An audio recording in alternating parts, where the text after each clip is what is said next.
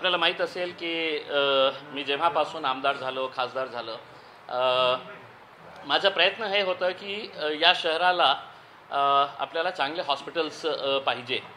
आणि जेव्हा आपल्याला माहीत असेल की क्रांती चौकला जेव्हा आदरणीय गोपीनाथ मुंडे साहेबांचं स्मारक होणार होतं, मी त्याचा विरोध केला होता आणि हे सांगितलं होतं की म्हणजे तिथे आपल्याला एक चांगला हॉस्पिटल करण्याची आवश्यकता आहे. त्यावेळी खूप लोकांनी मला शिवीगाळ केली होती आणि माझा विरोध केला होता की तुम्ही कशा असे लोकनेत्यांचा विरोध करत आहे. मी लोकनेत्यांचा विरोध करत नाही होता. मी आदरणीय गोपीनाथ मुंडे साहेबांचा खूप आदर करणारा आणि एक चांगले माझे मित्रही होते. मी पत्रकार होतो त्यावेळी. तर कोणीही ऐकायला तयार नाही होते. मग मी कोर्टामध्ये गेलो होतो. मी एक PIL फाईल केली होती आणि PILच्या अनुषंगाने आज तिथे 400 बेडच्या हॉस्पिटलचं काम सुरू आहे. 400 बेडचं हॉस्पिटल. मी उद्या राजनीतीमध्ये राहणार, मी खासदार राहणार नाही राहणार हे वेगळी गोष्ट, पण 400 बेडचं हॉस्पिटल आज तिथे उभे राहिलेलं आहे. आणि त्याचवेळी मी सरकारला पत्र लिहिले होते की तुम्ही आता या हॉस्पिटलचं नाव गोपीनाथ मुंडे साहेबांच्या नावाने ठेवा. तरीसुद्धा इतकं मोठा हॉस्पिटल होऊनही सुद्धा आपल्याला माहीत आहे की आज औरंगाबाद शहरामध्ये, जिल्ह्यामध्ये ज्या हॉस्पिटलची काय परिस्थिती आहे. माझा एक वेगळा PIL हायकोर्टमध्ये सुरू आहे की कसं आपल्याकडे इक्विपमेंट्स नाही आहे, बिल्डिंग्स आहे तर डॉक्टर्स नाही आहे. आणि हे सगळं जिल्ह्याच्या बाबतीत मी कोर्टाला सांगून दिलेले आहे, विथ एव्हिडन्स सांगून दिलेले आहे. आणि मी धन्यवाद देतो औरंगाबाद बेंच ऑफ हायकोर्टचा आणि विशेषतः जस्टिस घुगे साहेबांचा की त्यांनी इतकं प्रोॲक्टिव्हली पॉझिटिव्हली हे केलेले आहे, जे निर्णय दिलेले आहे की आता सरकारवर बंधनकारक झालेला आहे की आपल्याला रिक्रुटमेंट ही एक फिक्स टाईम फ्रेममध्ये करायचे आहे. जे हॉस्पिटल्स बंद पडलेले आहे, उदाहरण म्हणजे कुंजखेडेचा एक हॉस्पिटल, किती वर्षापासून एक मोठी बिल्डिंग उभी होती, तिथे डॉक्टर्सही नाही होते. मग मी हे मुद्दा जेव्हा उचलला तर कोर्टाने डेट दिलं की 15 ऑगस्टपर्यंत आम्हाला ते हॉस्पिटल सुरू व्हायला पाहिजे. आता मी जेव्हा निधी पांडे मॅडम होते कलेक्टर, त्यावेळी मी एक सांगितलं होतं की शागनचं जे एरिया आहे, आपल्याला सगळ्यांना माहीत आहे की शागनची भाजी मंडी जे आहे, भाजी मार्केट, तिथे एक घाटी हॉस्पिटलचा एक सेंटर चालतो. ते फक्त OPDसाठी आहे. खूप प्राईम लोकेशन आहे त्याचा.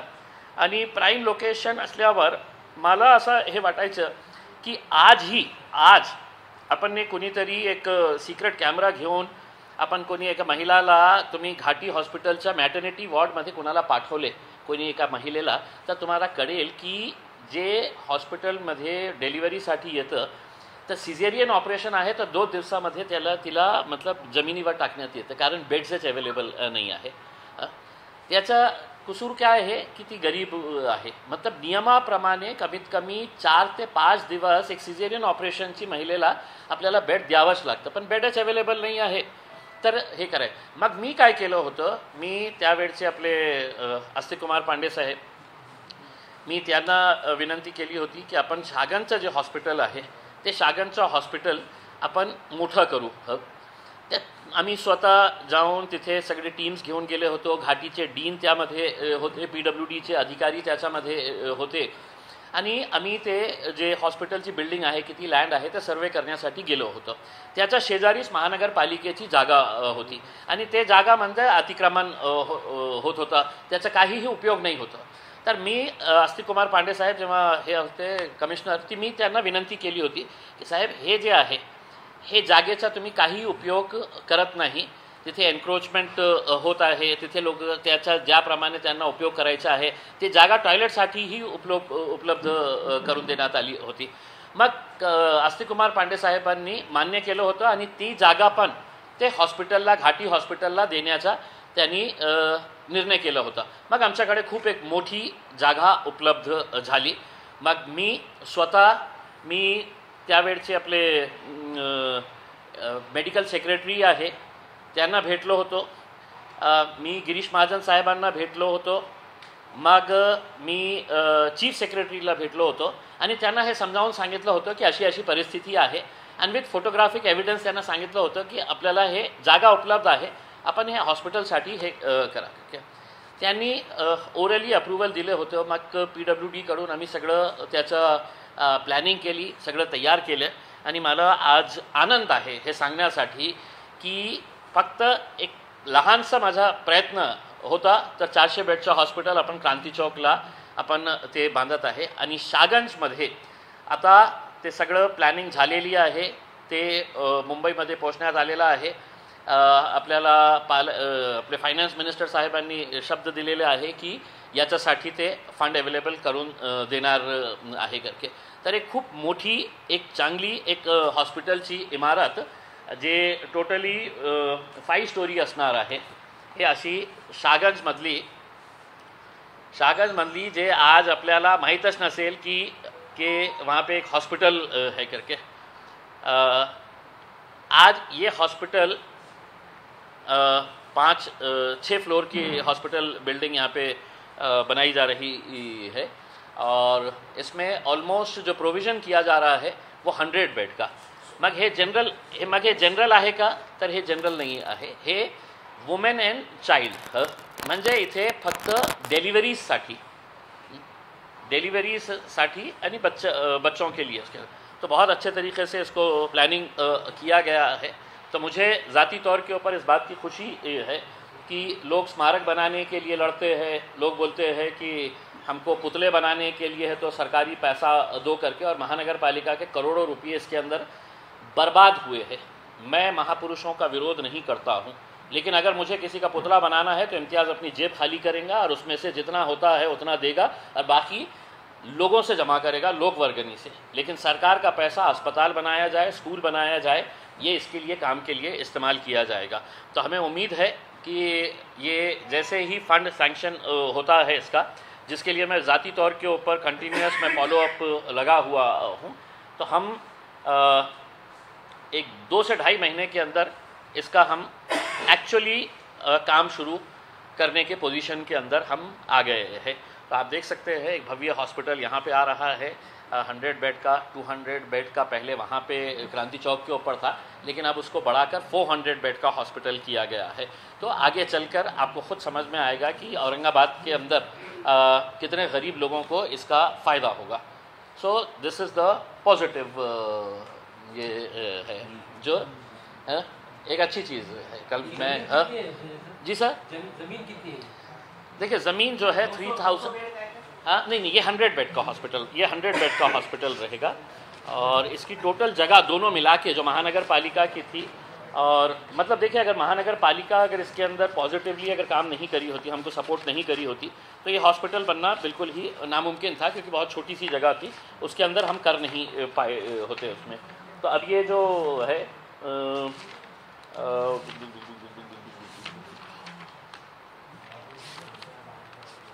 ये है टोटल है 3203.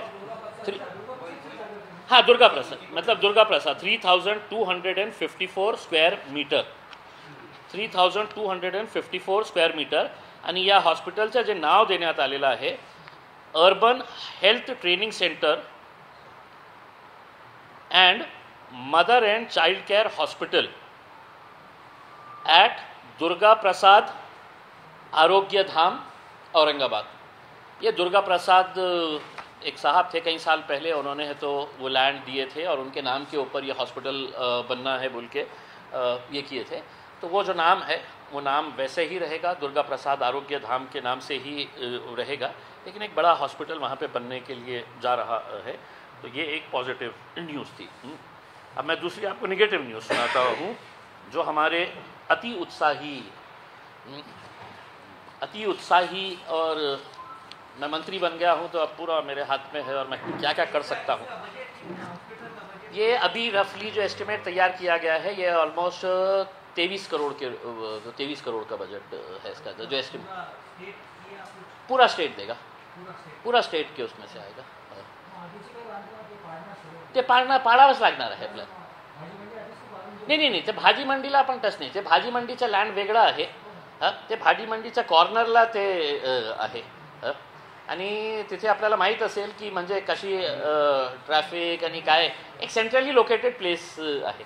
त्याचा फायदा सगळ्या लोकांना होणार आहे. आपण कितीही केलं तर घाटीचे आपले लिमिटेशन्स तिथे झालेले आहे. आता माझ्या PIL-मुळे अनेक पोस्टिंग्स भरण्याचं काम सुरू आहे. म्हणजे पूर्ण महाराष्ट्रामध्ये जे आकडा आम्हाला ॲफिडेविटमध्ये सादर करण्यात आलेला आहे, 10,500 post medical colleges hospitals across Maharashtra ते फक्त या PILमुळे. आणि त्यांनी जे हे काढलेलं आहे ते ॲफिडेविट त्यांनी कोर्टामध्ये सादर केलेलं आहे, तर त्यांनी स्पष्ट लिहिलेले आहे की Syed Imtiaz Jaleel versus government of Maharashtra PIL number 47/2021. तर हे स्पष्ट त्यांनी लिहिलेले आहे. म्हणजे 10,500 पोस्ट जे अनेक वर्षापासून प्रलंबित होते, आज कमीत कमी लोकांना आपण चांगली सेवा देऊ शकेल याच्या बाबतीत.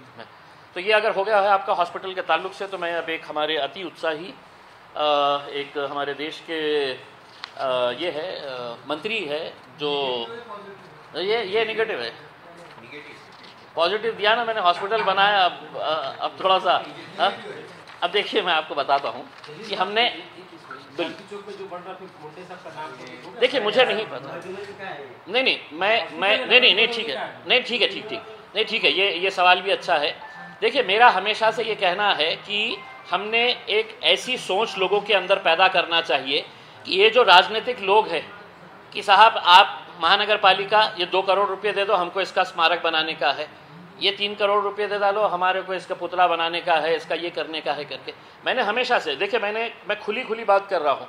मैंने जब खैरे साहब ने ये बोला था कि हमको महाराणा प्रताप का पुतला बनाने का है करके महानगर पालिका से पैसे मांग रहे थे, तब इम्तियाज़ जलील ने खुद ने बोला था कि मैं मेरी तरफ से 5 लाख रुपये देने के लिए तैयार हूँ, आप अपनी जेब से निकालिएगा करके. हम लोगों से पैसा जमा करके 1 करोड़ का नहीं, हम 2 करोड़ का भव्य बनाएंगे करके. लेकिन अगर महाराणा प्रताप के नाम से अगर कुछ करना है हमारे को, तो हम किसी ग्रामीण इलाके के अंदर एक सैनिक स्कूल खड़े करेंगे और उसका नाम है तो हम महाराणा प्रताप के नाम से देंगे करके. लेकिन हमारे पास की जो घटिया राजनीति है वो इन्हीं मुद्दों के ऊपर आधारित है की इम्तियाज जलील विरोध केला म्हणजे त्याला आदर नाही, त्याला हे नाही, त्याला ते नाही करके. आज अनेक लोक माझा विशेषकर बीड अंबेजोगाईवरून ते फोन करतो मला आणि ते म्हणतं की नाही साहेब खूप मोठा मन लागतं की तुम्ही सरकारला हे पत्र लिहिलं की आता तुम्हाला हॉस्पिटलला जे गोपीनाथ मुंडे साहेबांसाठी स्मारकसाठी जागा होती, आता त्या हॉस्पिटलचं नाव तुम्ही गोपीनाथ मुंडे साहेबांच्या नावाने करा. आता ते करतील नाही करतील मला माहीत नाही, कारण ज्या प्रकारे गोपीनाथ मुंडे साहेब आणि त्यांच्या फॅमिलीवर आता राजनीती कशी प्रकारे चालत आहे आणि कशा भारतीय जनता पार्टीच्या ब्लडमध्ये आहे की ज्या माणसाने आपल्याला मोठा केलेला आहे त्याला आपण कशा असं काढतो आणि बाहेर साईडला फेकून देतो. याचा एक प्रमुख उदाहरण म्हणजे भारतीय जनता पार्टीचे सगळे मोठे मोठे नेते तुम्ही आज कोणत्या परिस्थितीमध्ये आहे तुम्ही बगते. तो मेरा ये है कि अब वो गवर्नमेंट के ऊपर है, हमने हमारा काम तो कर डाले, हमारा कोई विरोध नहीं है कि उसको आपको हॉस्पिटल को क्या नाम देना है. दूसरा नेगेटिव अति उत्साही. अच्छा ठहरो यार, रुक जाओ जरा, पूछने दो.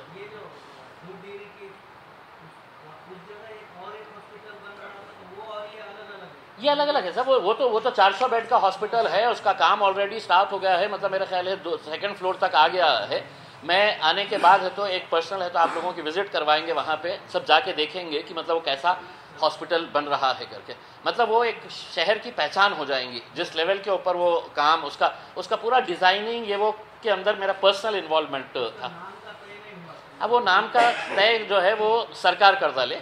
अगर सरकार को लगता है कि इम्तियाज बिल्कुल देना चाहिए. अगर यही होगा तो ये घटिया राजनीति खत्म होगी.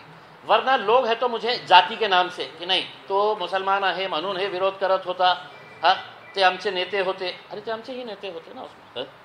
आज जसं मी बोलतो ना की आपण महाराणा प्रतापच्या नावाने तुम्ही पुतळे बांधून काय साध्य करणार आहे. मी स्वतः खैरे साहेबांना विचारले असते की महाराणा प्रतापच्या बाबतीत एक 3 ओळी सांगा मला तुम्हाला. ते फक्त इतकं सांगितलं असतं की हो खूप मोठं होते, खूप शूरवीर होते, बस याच्यापेक्षा जास्त काही. पण आपल्याला राजनीती असाच मुद्द्यावर घेऊन करायची आहे. हे देशाचा राज्याचा दुर्दैव आहे, आपल्याला हे सांगायचे आहे. अब ये आगे इसके बारे में अगर कुछ आगे पूछना है तो पूछिए.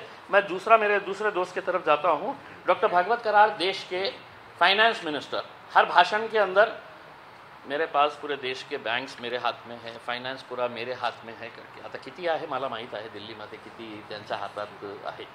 आता जेव्हा आम्ही जालना रोडला एक फुल फ्लायओव्हरच्या आम्ही हे केलं होतं, फुल फ्लायओव्हर की चिकलठाणापासून ते नगर नाकापर्यंत तिथे, कारण मला माहीत होतं की औरंगाबादला आपल्याला किती फंड मिळतील. नाहीतर मी ही घोषणा केली असती की नाही, त्या शेंद्रापासून आपल्याला वालूजपर्यंत करायचे आहे करके. मी हे गप्पा मारण्यासारखं आहे. जे रिअलिस्टिक आहे, जे माझ्या शहराला किती मिळू शकते पैसे, त्या अनुषंगाने मी सांगितलं होतं की आपल्याला चिकलठाणापासून आपण नगर नाकापर्यंत फर्स्ट फेजमध्ये करू. तर त्यावेळी लोकांनी मला सांगितलं होतं, मग मला पैसे, तुमच्या पैशामुळे इतकं मोठं पैसे आपल्याला मिळणार नाही, तर उगीच इतकं जे काम आहे तेही तसंच राहा. मग ते मंत्री झाले. आता मंत्री झाल्यानंतर मला काही करायचं आहे, मला काही दाखवायचं आहे.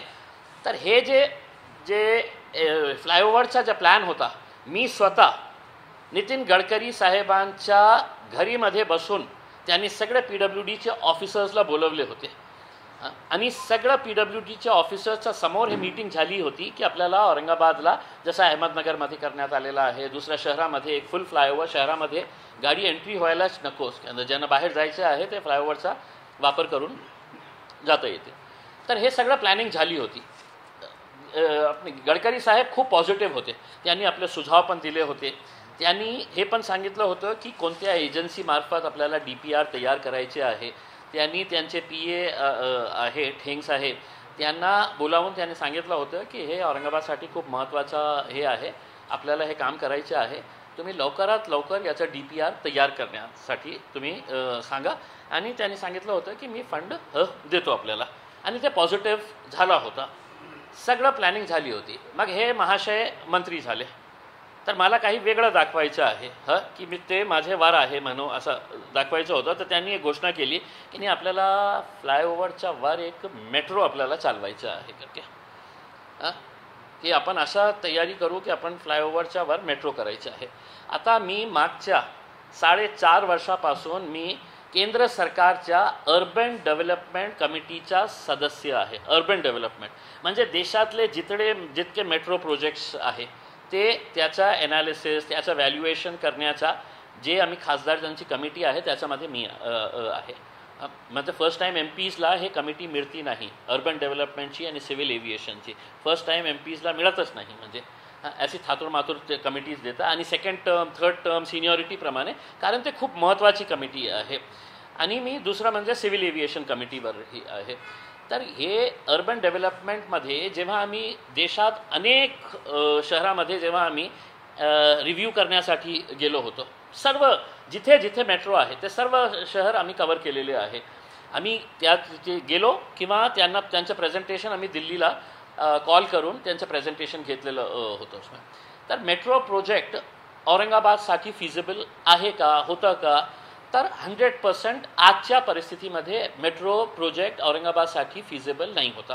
कारण आपल्या जितका लोकसंख्या आहे, आपला जे मुवमेंट आहे त्याच्यामध्ये मेट्रो प्रोजेक्टसाठी आपल्याला जे फंडिंग लागतं, बहुतेक कराड साहेबांना हे माहीत नसेल. ते अति उत्साहामध्ये त्यांनी सांगितलं असेल की मी मेट्रो रन करणार. त्यांना हे माहीत नसेल की मेट्रोसाठी केंद्र सरकार काही फंडिंग देत नाही. ते जे सिटी जे तयार करतं मेट्रो ज्यांना पाहिजे ते आपला एक स्पेशल पर्पज व्हेकल तयार करतं, SPV आपण म्हणतो. आणि त्या अनुषंगाने एक कॉन्ट्रीब्युशन महानगरपालिकेचं असतं. लोकल सेल्फ गव्हर्नमेंट बॉडी जे आहे ते कॉन्ट्रीब्यूट करते. मग राज्य सरकारचा त्याच्यामध्ये एक हे असतं, हिस्सा असतं.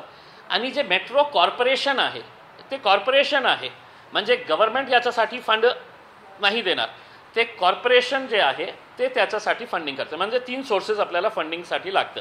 एक मेट्रो कॉर्पोरेशन, एक स्टेट गव्हर्नमेंट आणि एक लोकल सेल्फ गव्हर्नमेंट. आता हे आपली महानगरपालिकेची परिस्थिती काय, पगार द्यायला पैसे नाही, लोकांना आपल्याला बाहेर काढावं लागत आहे, त्यांची नोकऱ्या खतम करायच्या आहे, आपल्याकडे रस्ते आतापर्यंत चांगले झालेले नाही, आपल्याकडे पाण्यासाठी हे आहे, हे आहे, आपल्या ड्रेनेजची अवस्था काय आहे. मग किती पैशाची आपल्याला गरज असली असती महानगरपालिकेकडून, ते शक्यच नाही होतं. मग जेव्हा मला वाटतं की त्यावेळी त्यांनी घोषणा केली तर कारण हम लेके आ जाएंगे करके, म्हणजे हवा में बात करने के लिए तो मुझे भी बहुत कुछ अच्छे से आता है. उस वक्त जब कराड़ साहब ने एक घोषणा की थी, मैंने एक पत्र लिखा था मुख्य कार्यकारी अधिकारी Aurangabad city development corporation limited को. 21 फरवरी 2022 को ये पत्र लिखा था. ये उसका इनवर्ड है. जब ये साहब ने घोषणा करे थे कि हम मेट्रो प्रोजेक्ट लेके आ रहे हैं करके। इसकी कॉपी मैं आपको देता हूँ और उस कॉपी के अंदर आपको समझ में आ जाएगा। औरंगाबाद शहरात स्मार्ट सिटी प्रकल्पाअंतर्गत मेट्रो लाईन DPR बनविण्याच्या कामास स्थगिती देऊन नागरिकांच्या प्राथमिकता असलेल्या व सध्या स्थितीत अत्यावश्यक विकास कामे व प्रकल्पांना प्राधान्य देने बाबत। हाँ, ये मैंने पूरा डिटेल के अंदर बताया। एक DPR बनाने के लिए कितना पैसा लगता है पता है आपको? ये DPR मेट्रो का सिर्फ DPR बनाने के लिए, और मैं खुला कह रहा हूँ, ये मेट्रो रेल कॉरपोरेशन जो महाराष्ट्र सरकार की है, ये सिर्फ है तो बोगस DPR बना के, क्योंकि इनको कितना पैसा मिलता है एक DPR बनाने के लिए? 7.5 करोड़। फक्त DPR बनवण्यासाठी 7.5 करोड़ रुपये इनको देना था। मैंने खुला उसके अंदर लिखा था की स्मार्ट सिटी अंतर्गत महारेल संस्थेस मेट्रो लाईनच्या DPR बनविण्यास देण्यात येणारे रुपये 7.5 कोटी पूर्णपणे वाया जाणार आहे। औरंगाबाद शहराचा विकास आराखडा पाहता सध्या तरी मेट्रो लाईन शक्यच नाही। सबब निधी शहरातील उद्याने व सध्या स्थितीत गरज असलेले लोकोपयोगी विकास कामे करण्यासाठी वापरावे। शहराला फक्त काही जंक्शन आणि विशेषतः जालना रोडवर उडानपूल हवे आणि ते अत्यंत महत्त्वाचे आहे। मी स्पष्टपणे लिहिलं होतं की आज आम्हाला मेट्रोची नाही आहे, एक फ्लायओव्हर तुम्ही दिलं आणि शहरांच्या जे आज अनेक असे भाग आहे की तिथे रोडची आपण इन्फ्रास्ट्रक्चर चांगलं केलं तर आपल्याला इतकं हजार कोटींच्या वरची गोष्ट करतो की म्हणजे इतके 1000 कोटी रुपये आपल्याला खर्च करण्याची आवश्यकता नाही। मग त्यांनी काय केलं की पैसे मिळणार आपल्याला स्मार्ट सिटीवरून। मग स्मार्ट सिटीचे जे कोणी अधिकारी हे निर्णय घेतला असेल त्यांनी आता उत्तर द्यावं की मी तुम्हाला अलर्ट केलं होतं की हे सगळं बोगस धंदे सुरू आहे करके, तुम्ही आमच्या शहराचे पैशाचा अशा दुरुपयोग अशा कोणत्या आधारावर केलं होतं? अच्छा ठीक आहे, त्यांनी बनवले तयार DPR तयार केलं कोणाच्या सांगण्यावरून की आमचे फायनान्स मिनिस्टर माझ्या हातात आहे। अरे तुमच्या हातात आमच्या हातात फायनान्स आहे तर मी हे आणू ते आणू करके। अच्छा DPR सबमिट झाल्यानंतर जालना रोड जे आहे ते NHAI national highway authority of India त्यांच्या इख्तियारीत येते। NHAIच्या त्यांनी आत्ताच एक अराउंड 70-75 करोड रुपीज त्यांनी त्याच्या दुरुस्तीवर खर्च केलेले आहे NHAIने। आता हे DPR तयार झाल्यानंतर साहेबांनी म्हटलं की हे NHAIला पाठवून द्या। म्हणजे NHAI जे एजन्सी आहे ज्याचा रोड आहे ज्याची मालकी हे आहे, मग NHAIने 23 मे 2023ला एक पत्र त्यांनी पाठवले। कुणाला पाठवले? Executive officer Aurangabad smart city, आणि त्यांनी हे सांगितलेले आहे इंग्रजीमध्ये आहे, this has reference to your office letter dated submitting herewith the detailed project report of 4 lane vehicular flyover from DMC Shendra to Pandharpur Waluj Aurangabad.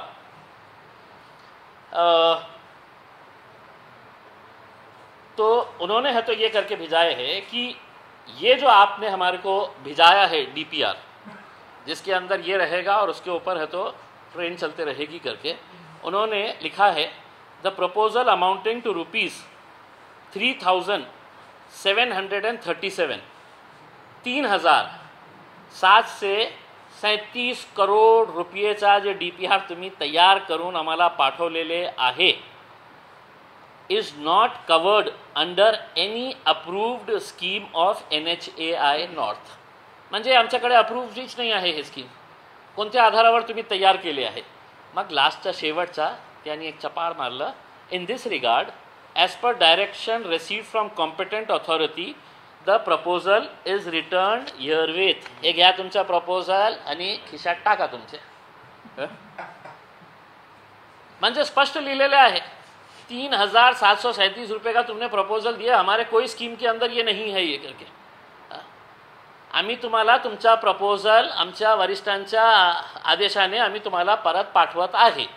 म्हणजे ते DPR इतकं असेल तर आता कमिशनर साहेबांनी आणि कराड साहेबांनी त्याच्या रद्दीमध्ये किती पैसे मिळतील ते पैसे जमा करून ते स्मार्ट सिटीमध्ये टाका, नाहीतर उत्तर द्या त्यावेळचे कमिशनर आणि कराड साहेबांनी आमच्या शहराचे 7.5 कोटी रुपये वाया घातलेले आहे। तुम्ही फक्त आपल्या बोगस काहीतरी दाखवण्यासाठी 7.5 कोटी रुपये कराड साहेबांनी आपल्या खिशातून स्मार्ट सिटीला परत करावा, नाहीतर मी त्यांना चॅलेंज करतो की तुमच्या हातात आता सरकार किती महिने राहिलेली आहे, त्या महिन्यामध्ये तुम्ही हे 3,737 करोड़ रुपीस सैंक्शन करून आना। बड़े रास्ते के ऊपर खड़े रह के कराड़ साहब को सैल्यूट करूंगा मैं।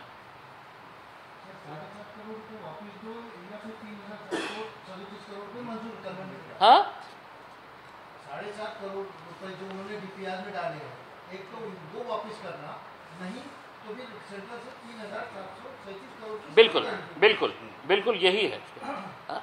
भाई आज 7.5 करोड़ के अंदर आप देखिएगा कि एक एक गली में हम जब काम करने के लिए जाते हैं तो 10 लाख रुपए का काम कर रहे हैं, 15 लाख रुपए का काम कर रहे हैं। आज औरंगाबाद शहर के अंदर कितने ऐसे अंदर इंटरनल रोड्स है कि जिसके अंदर हम 7.5 करोड़ के अंदर क्या नहीं कर सकते थे उसमें। हाँ? अब अगर ये डीपीआर इतनी जल्दबाजी के अंदर बनाए हैं उसमें, हाँ? मैंने एक मरतबा दानवे साहब से पूछा, मैं बोला साहब हमारा वो मेट्रो का क्या हुआ करके, मला काहीच माहीत नाही बोला। खरं बोलतो मी, मला काहीच माहीत नाही। म्हणजे जे रेल्वेचे आहे त्यांना काही माहीत नाही, आणि हे साहेब आपलं फक्त मी आहे मेरा देश का पूरा फाइनेंस बैंक मेरे हाथ में है करके तो तर हे याच्यासाठी मी ते कमिशनर आणि कराड साहेब दोघांनी आपल्या खिशातून 7.5 कोटी रुपये स्मार्ट सिटीला परत करा आपल्या खिशातून। अस्तिक कुमार पांडे साहेब होते आणि अस्तिक कुमार आणि आता जे कमिशनर आहे त्यांनी याच्यावर काहीतरी निर्णय घ्या की फक्त मंत्र्यांच्या, आमदारांच्या, खासदारांच्या बोलण्यावरून तुम्ही असे पैसे वाया घालत असेल तर मी अर्बन डेव्हलपमेंटच्या कमिटीचा सदस्य असल्यामुळे मी यांची तक्रार अर्बन डेव्हलपमेंट कमिटीमध्येही करणार आहे। कारण ते पैसा आणताना स्मार्ट सिटीच्या प्रोजेक्टमध्ये हे पैसे आले होते आणि स्मार्ट सिटीचे पैसे कुठून येतं तर urban development committee, urban development department हे सँक्शन करतो। औरंगाबाद पहिल्या लिस्टमध्ये होतेच नाही, दुसऱ्या लिस्टमध्ये होतेच नाही स्मार्ट सिटीचं। मग आम्ही प्रयत्न केले की नाही औरंगाबादला आपल्याला स्मार्ट सिटीमध्ये आणायचे आहे, आणलं होतं। मग याचा असा पैशाचा दुरुपयोग होत असेल तर हे पत्र, दोघंही पत्र मी आपल्याला फॉरवर्ड करतो। मेट्रोचा काय आहे की खूप सारे शहर आहे की जिथे मेट्रो जे आहे ते फेल्ड प्रोजेक्ट झालेला आहे। फेल्ड इन द सेन्स की त्याचा रेव्हेन्यू जितका जनरेट व्हायला पाहिजे तर अनेक शहरामध्ये ते खूप मोठ्या लॉसेसमध्ये चाललेले आहे। अनेक शहरामध्ये,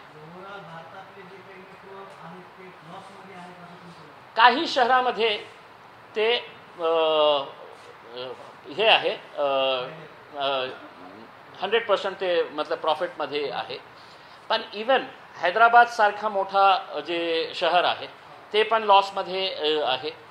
ते आपला नागपूरचा जे मेट्रो आहे ते लॉसमध्ये आहे, कोचीचा जे मेट्रो आहे ते लॉसमध्ये आहे। तर हे ॲनालिसिस सगळं रिव्ह्यू करताना आणि हे जेव्हा पैसे त्यांनी उभे केलं होतं त्यांचे महानगरपालिकेने तर त्यांच्याकडे लँड बँक्स होती।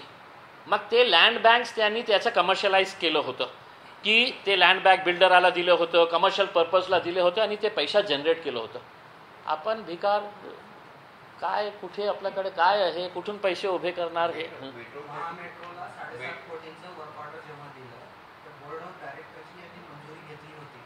नाही, मला तर माझ्या माहितीप्रमाणे बोर्ड ऑफ डायरेक्टर्सची परमिशन नाही घेतली होती आणि हेच प्रश्न मी जेव्हा त्यांची तक्रार करणार आहे त्यामध्ये स्पष्ट लिहिणार आहे की म्हणजे एका आयुक्ताला आणि एका मंत्र्याला हे अधिकार आहे का कि दोघं मिलून, मंत्रीने म्हटलं की अरे मैं रेल लेके आता और उन्होंने बोला हाँ लेके जा, पैसे लेके जा रेल लेके, तर असं होणार नाही ना।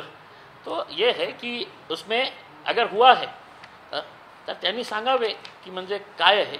दानवे साहेबांची प्रतिक्रिया घ्या की तुमच्या याच्यामध्ये काय रोल होता, आपण तर रेल चालवणारे मंत्री आहे ना, तुमच्या याच्यामध्ये काय होतं ते सांगतील की मला कल्पनाच नाही की तुम्ही रेल सुरू करणार आहे का। तर ये दो पॉजिटिव एक नेगेटिव न्यूज़ है उसमें।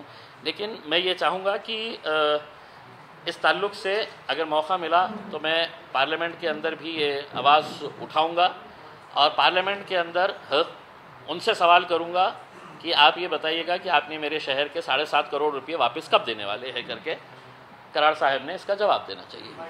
ये इससे ताल्लुक से एक क्वेश्चन है कि जो फ्लाईओवर बनने वाला है उसकी क्या अभी सोल्यूशन है? भाई साहब उसमें सबसे बड़ी दिक्कत ये है, हाँ मतलब हमारी जब मीटिंग हुई थी इनके साथ गडकरी साहब के साथ, तो ये सवाल है तो मैंने भी उनसे किया था।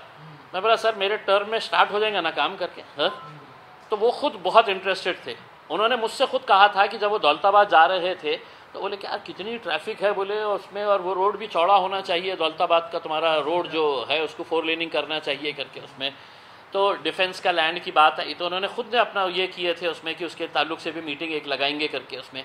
और ये इसके लिए तो उन्होंने ये बताए थे कि अगर DPR तैयार हो जाता है मैं फ़ंड सेंक्शन कर देता हूँ, अपन है तो एक 6-8 महीने के अंदर है तो अपन इसका काम शुरुआत कर सकते। आज मेरे हिसाब से जालना रोड के फ्लाईओवर का काम शुरू हो गया होता, और उस वक्त अगर हमने निर्णय लिए होते कि हमारा सिर्फ फ्लाईओवर रहने वाला है तो हमने जो 70 करोड़ रुपये जालना रोड के मेंटेनेंस के लिए अभी लगाए हैं, 70 करोड़ रुपये। अब उसके अंदर दूसरी एक बात बताता हूँ आपको, वो एक अलग बॉक्स आइटम बना सकते हैं। एयरपोर्ट के सामने एक फ्लाईओवर था उनके पहले इनिशियल प्लान के अंदर, एयरपोर्ट के सामने वो लेटर है ना उसमें, तो एयरपोर्ट के सामने एक फ्लाईओवर था। मैंने उसका विरोध किया। मैंने इसलिए विरोध किया, मैंने बोला कि देखिए हम लोग है तो एक फुल फ्लाईओवर लेने की बात कर रहे हैं, आप अगर ये फ्लाईओवर अभी बना देंगे तो हमारे पास क्रांति चौक का फ्लाईओवर, प्रिंटर हॉल का फ्लाईओवर, फिर आगे एक, तो मैं बोला फिर हमारा पर्पस सर्व नहीं होगा, ये फ्लाईओवर को रोक दे करके। उसके ऊपर वो कॉन्ट्रैक्टर जो लेडी थी हैदराबाद की, उसने खूब प्रेशर डाली कि नहीं ये करना है करके, लेकिन मैं अड़ा हुआ था। मैंने दिल्ली के अंदर वो असाटी साहब बोल के है NHAI के जो यहाँ के महाराष्ट्र के हेड, मैं उनके पास जाके बैठा और मैंने उनको बोला कि साहब हमारा ये सैंक्शन हुआ है, आप गडकरी साहब को फ़ोन लगाइए और पूछिएगा कि हमारे को एक फ्लाईओवर मिल रहा है, तो आप ये 70 करोड़ रुपये के अंदर ये फ्लाईओवर क्यों बना रहे हैं करके। अल्टीमेटली मैंने इतने करस्पॉन्डेंस किया रिटर्न के अंदर, तो वो फ्लाईओवर वहाँ से कैंसिल हुआ, एयरपोर्ट के बिल्कुल सामने का उसमें। अब मैंने NHAI को एक लेटर लिखा कि मैं बोला वो जो पैसा फ्लाईओवर का जो था वो कहाँ यूज़ किया गया। भाई एक फ्लाईओवर बनाने के लिए 17 करोड़ 18 करोड़ 22 करोड़ जो भी उसका प्रोविज़न था उसमें, वो पैसा तुमने कहाँ खर्च किए। ठेकेदार को तो मिल गया था करके, मैंने पत्र लिखा, कोई रिप्लाई नहीं आया NHAI की तरफ से। मेरे PA है शोएब साहब, उनको है तो NHAI के ऑफिसर ने फ़ोन करके बोला कि अरे यार ये क्या हमारे पीछे लगा दिए है करके उसके अंदर। तो फिर मैंने डबल से है तो हमने लेटर लिखे कि हमारे को ये बताओ करके कि ये पैसा कहाँ खर्च हुआ है करके उसमें। तो अब जो उनका रिप्लाई आया है, उन्होंने ये लिखे है कि नीचे है तो हमने क्या पेवर ब्लॉक्स लगा दिए है और हमने उसका, तो मैं बोला अगर फ्लाईओवर बन रहा था तो नीचे का खड्डे छोड़ने वाले थे क्या, पेवर ब्लॉक्स नहीं लगाने वाले थे। तो अब उसके पीछे भी लगा हुआ हूँ। एक दिन है तो अब गडकरी साहब को, क्योंकि उसका रिप्लाई अभी आया है, मतलब बहुत मेहनत करने के बाद, तो ये एक सवाल हमारे मन में है कि NHAI ने वो पैसा कहाँ डाला है करके। अगर वो मोहतरमा जो हैदराबाद की कॉन्ट्रैक्टर थी, जिसके बहुत अच्छे कनेक्शंस है सुना NHAI के अंदर, उसने वो पैसा कहाँ इस्तेमाल करी वो हमारे को बताना, या NHAI ने हमारे को बताना कि साहब ये 20 करोड़ का फ्लाईओवर था, ये 20 करोड़ है तो हमने दूसरी जगह के ऊपर एक फ्लाईओवर बना दिए। मैंने उस वक्त है तो ये सुझाव दिया था कि वो जो पैसा रहेगा बचेगा, जो NHAI का रोड हमारे शहर से कहीं से भी जा रहा होगा उसके अंदर, तो वहाँ पे है तो हम उसको शिफ्ट करते हैं करके उसमें। लेकिन अब क्या है मालूम क्या है कि जिसके हाथ में पूरा फाइनेंस है और जिसके हाथ में पूरे बैंक्स है और जिन्होंने 7.5 करोड़ रुपये मेरी वाट लगा दिए है शहर की, उन्होंने जवाब देना चाहिए कि अभी मेट्रो अगर नहीं हो रहा है तो वो फ्लाईओवर के लिए है तो आप अभी उसको मंजूरी देंगे, या सिर्फ है तो औरंगाबाद के शहर के लोगों को है तो लॉलीपॉप दे के है तो अपना इलेक्शन तक खींच के लेके जाएंगे कि मैं ला रहा करके उसमें। हाँ यही अफसोस है ना उसके अंदर। जो काम है तो हमारा आज के दिन है तो बहुत आगे बढ़ गया होता, लेकिन सिर्फ एक आदमी के अति उत्साह की वजह से, हाँ, और सिर्फ शहर को कुछ तो भी मैं लॉलीपॉप दे दूं, और वो लॉलीपॉप की वजह से ना हम मेट्रो के अंदर रहे ना फ्लाईओवर के अंदर रहे।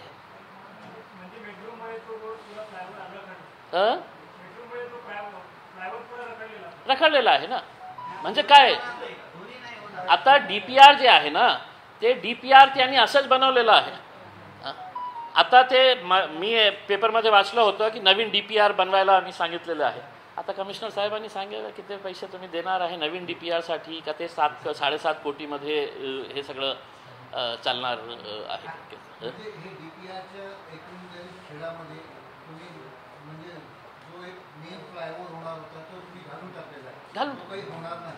हां, आत्ताची परिस्थिती तर हेच आहे. आपल्यानंतर नगरच्या सर्वपक्षीय लोकप्रतिनिधींनी जाऊन गडकरींकडून निधी आणला आणि तयारी करून द्या. कसली नगर ते म्हणजे जेव्हा मी नगरमध्ये क्रॉस होतो ना तर माझ्या मनातही एक हे प्रश्न उपस्थित होतो की नगर कुठे आहे, आपण कुठे आहे. हां, म्हणजे आपला कम्पॅरिझन नगरशी होऊ शकत नाही. आपण इतकं मोठं शहर आहे. हां, तरीसुद्धा नगरमध्ये एक फुल फ्लायओव्हर जे city in and city out पर्यंत गेलेलं आहे. ते कशामुळे शक्य झालेलं आहे तर तिथे डॉक्टर कराडसारखे नेते नाही आहे जे फक्त तुमच्या हातात एक लॉलीपॉप दिलेलं आहे. माझ्या व्यक्तिगत यांच्या बाबतीत काही नाही आहे. चांगला माणूस आहे. पण अशा करताना जेव्हा तुम्ही निर्णय घेतलं होतं तुम्ही फक्त कमिशनरसोबत बसणार आणि निर्णय घेणार की दे रे बाबा 7.5 कोटी रुपये में ट्रेन आणतो करके. तुम्ही कोणाला कोणत्या लोकप्रतिनिधीला विश्वासात घेतलं होतं. आता तुम्ही जे इंटरनल मेट्रोचं जे प्लॅन सबमिट केलं होतं आपण काही पत्रकार त्या मीटिंगमध्ये उपस्थित होतो.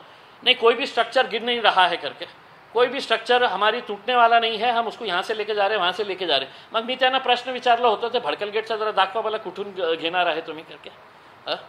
तर सगळे गप्प बसले होते. सगळे गप्प बसले. आता खाजगीमध्ये काय बोलू त्यांना विचारा. ते म्हणजे ओपन बोलणारा नेता आहे ते. त्यांना फक्त इतकं विचारा तुम्ही की रेल्वेचं आहे तुम्हाला याच्यामध्ये काही कल्पना होती का. तुम्ही त्या मीटिंगमध्ये उपस्थित होते का. तुमचं अप्रुव्हल घेण्यात आलं होतं का. तसं काही नाही. संजय शिरसाट यांनी रायपारची अवस्था जालना रोड सारखी करून ठेवली. तिथं पण MIT समोर एक ब्रिज, देवळाईला एक ब्रिज, त्याची अवस्था जालना रोडची झाली ती आता बायपासची. हो, खरं आहे. म्हणजे आपले मतलब शहराची जे लाईफलाईन म्हणतो ना आपण ते हे दोघं रोड जे आहे ते बीड बायपास आणि जालना रोड जे आहे ते शहराची लाईफलाईन आहे. म्हणजे इमॅजिन करा की एक फुल फ्लायओव्हर झालं असतं तर आपल्याला जे आज क्रांती चौकला, मोंडा नाकेला किंवा मुकुंदवाडीला हे जे ट्रॅफिक आपल्याला मिळतं ते संपली असती ना.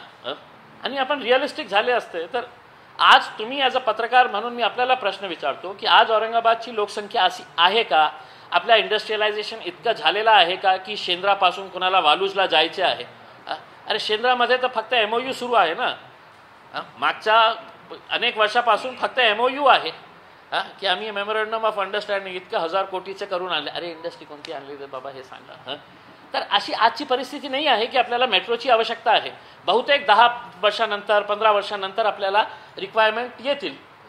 तर त्यावेळी आपण कन्सिडर केलं असतं. पण आज उगीच एक नवीन हे गाडी आणून ते सगळं प्रोजेक्टची वाट लावण्याचं जे काम केलेलं आहे त्याच्या बाबतीत माझी अपेक्षा आहे की त्यांनीच उत्तर द्यावे. आता ठीक आहे.